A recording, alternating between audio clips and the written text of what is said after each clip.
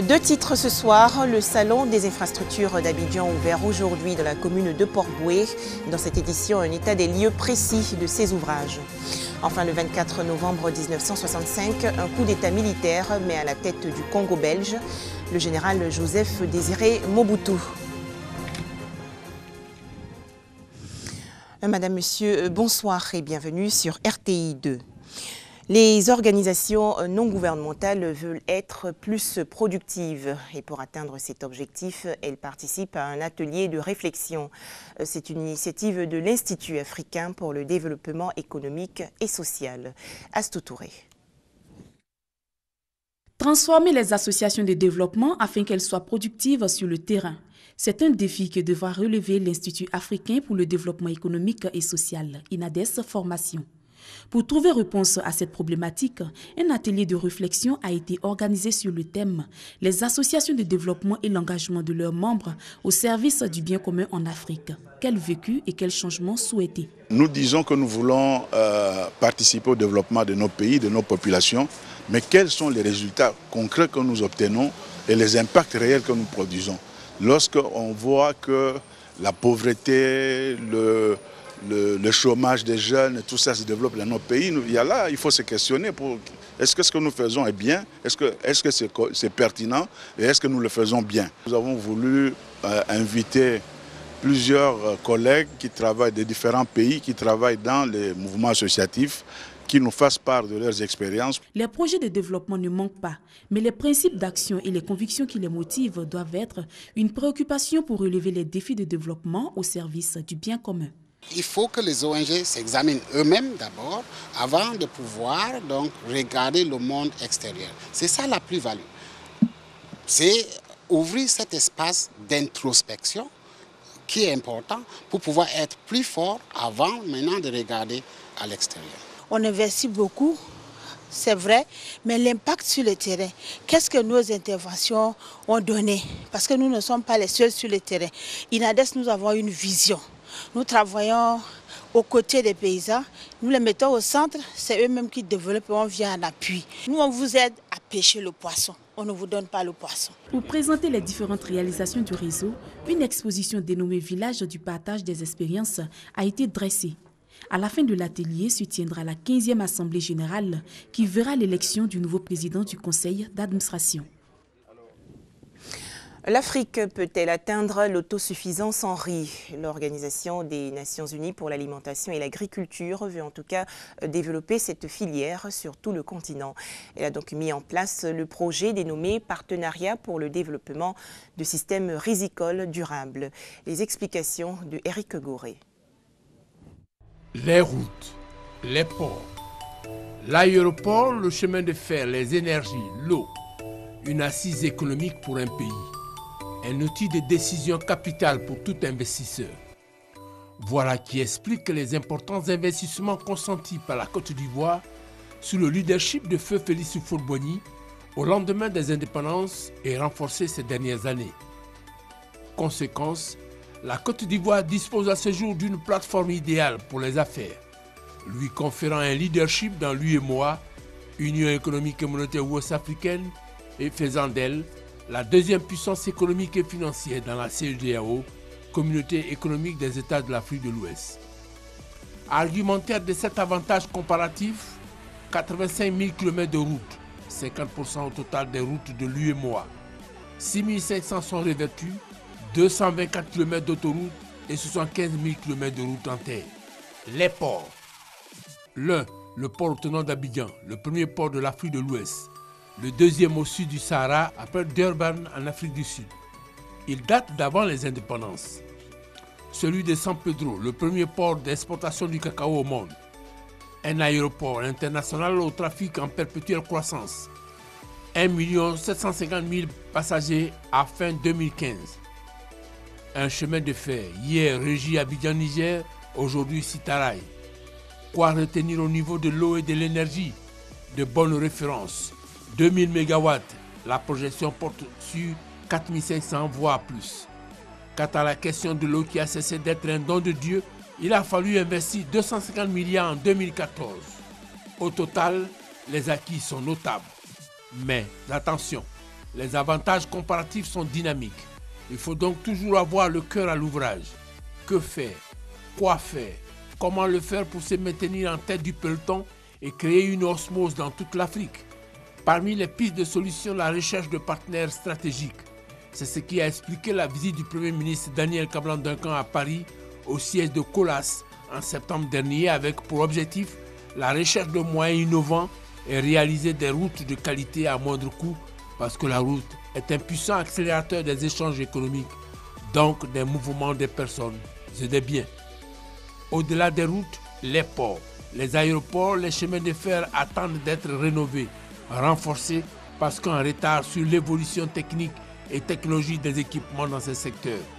Se mettre ensemble pour échanger, chercher les meilleures solutions, mutualiser les moyens, les expertises deviennent une exigence capitale parce que les enjeux sont vitaux pour la Côte d'Ivoire, mais aussi pour toute l'Afrique, un continent à fort potentiel de développement socio-économique. Voilà, veuillez pardonner cette erreur de la réalisation. Revenons alors sur ce reportage.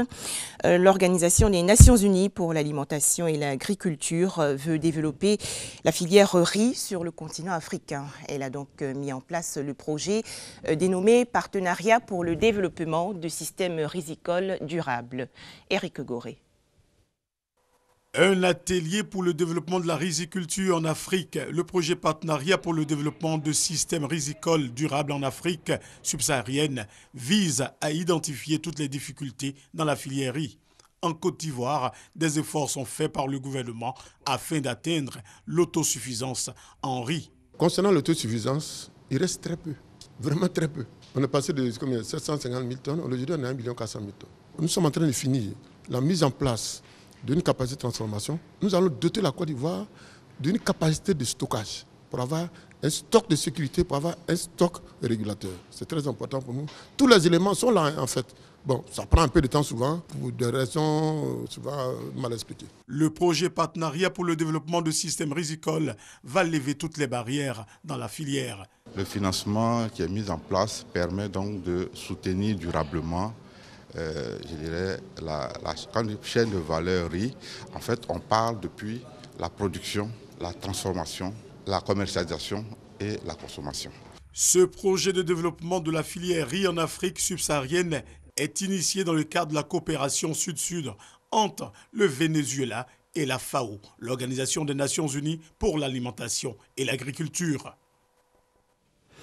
Grand Bassam, bientôt une ville durable modèle. Cette localité du sud de Comoé s'est engagée à mettre en œuvre l'agenda 21. Il s'agit du plan d'action adopté en 1992 par une centaine d'États lors du sommet de la Terre au Brésil. Ce programme, faut-il le préciser, décrit les secteurs où le développement durable doit s'appliquer dans le cadre des collectivités territoriales.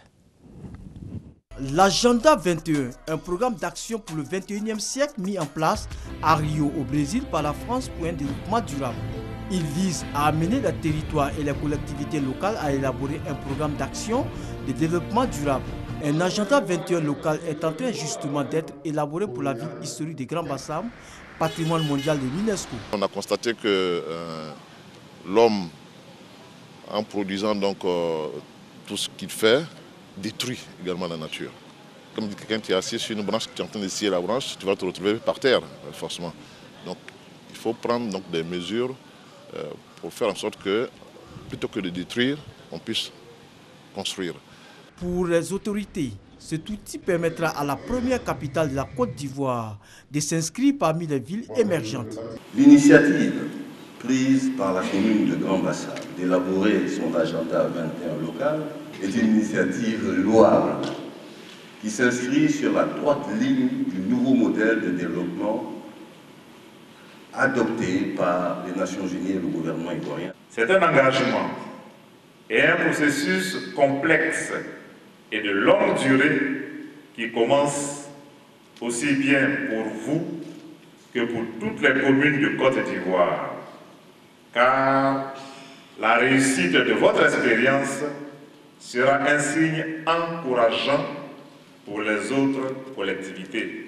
Ce programme bénéficie de l'appui financier et technique du PNUD, l'IFTD, du BNET et de bien d'autres structures. En marge de l'élaboration de l'agenda 21 local, la mairie de Grand Bassam a procédé au lancement des travaux d'aménagement du boulevard Trèche-la-Plaine. C'était un reportage de Issa Yeo. Du sport à présent, la Ligue de karaté et discipline associée de la région de Gbeke a ouvert ses compétitions régionales. Il s'agit surtout de préparer les combattants pour les prochains tournois nationaux. Plusieurs équipes se sont donc affrontées en kata. Diarasouba Larsend et Hassan Khan de RTI Bouaké. Des katas, c'est des combats individuels, ont constitué les temps forts de la compétition de la Ligue de karaté et de discipline associée de la région de Gbeke. Elle ouvre ainsi la saison au niveau de cet art martial dans la région. Les athlètes sont venus des 4 départements de la région de Gbeke, à savoir Bouaké, Béoumi, Botro et Sakassou, pour prendre part à la compétition. Pour le président de la dite ligue, cette compétition vise à mettre en jambe les athlètes en vue des compétitions nationales à venir. Chaque année, nous devrons faire une compétition de la ligue pour désigner les champions de Bouaké pour représenter le Gbeke au championnat national. La compétition s'est déroulée en présence des autorités sportives de la région de Gbeke. Amnesty International pointe du doigt le Nigeria. Dans un rapport publié aujourd'hui, l'organisation de défense des droits de l'homme annonce que des forces armées nigérianes ont tué au moins 150 manifestants en faveur de l'indépendance du Biafra. Cette tuerie avait eu lieu entre août 2015 et août 2016. Drame aujourd'hui dans l'est de la Chine. Au moins 67 personnes ont été tuées dans l'effondrement d'une plateforme en construction dans une centrale nucléaire. Selon les secours, le bilan des victimes risque de s'alourdir. De nombreux ouvriers sont encore coincés dans les décombres. Direction à présent la République démocratique du Congo, ancien Congo belge. Il y a 51 ans, précisément le 24 novembre 1965, le général Joseph Désiré Mobutu s'empare du pouvoir par un coup d'État. Il cumule alors les fonctions de président de la République et de Premier ministre.